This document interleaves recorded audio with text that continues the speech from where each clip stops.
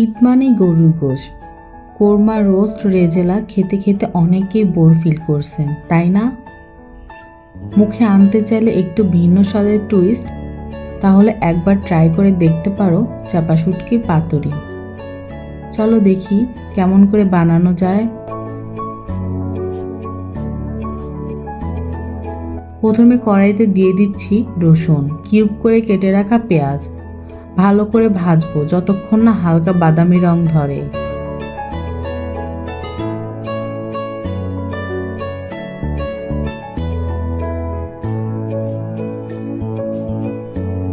এবার দিয়ে দিচ্ছি শুকনো মরিচ। শুকনো মরিচ ভেজে নেব হালকা।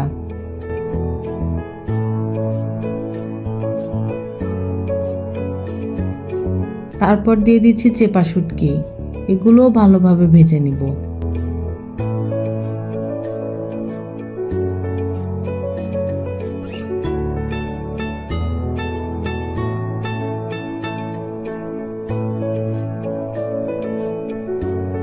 একদিকে লাউ পাতাগুলো গরম পানিতে হালকা চুবিয়ে নরম করে নিচ্ছি, যাতে পাতুরি বানানো সহজ হয়।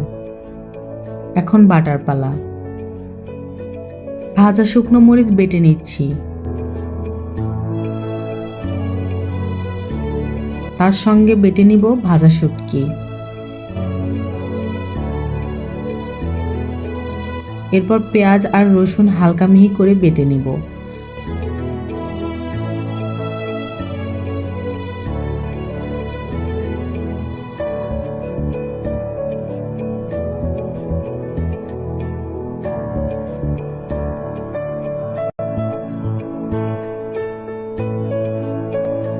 সব উপকরণ একসাথে মিশিয়ে নিচ্ছি। লবণ আর সরিষার তেল দিয়ে মাখিয়ে রাখবো।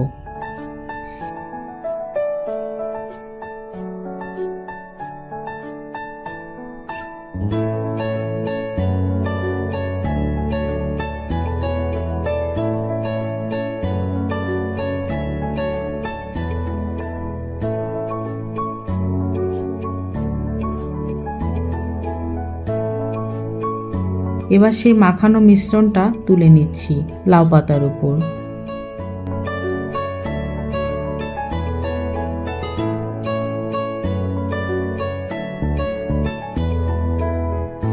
ভাঁজ করে পেঁচিয়ে নিচ্ছি পাতুরি।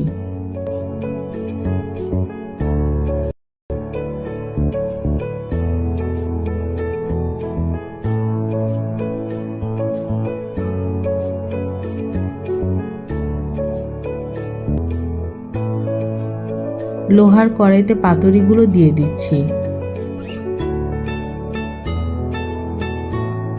একটু পরেই একটু তেল ছড়িয়ে দেব।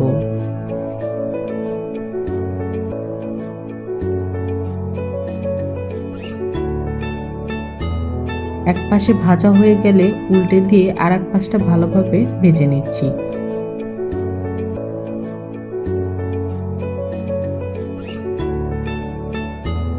ব্যাস, রেডি চেপা শুটকির পাতুরি। চলো এবার একটু খেয়ে দেখা যাক।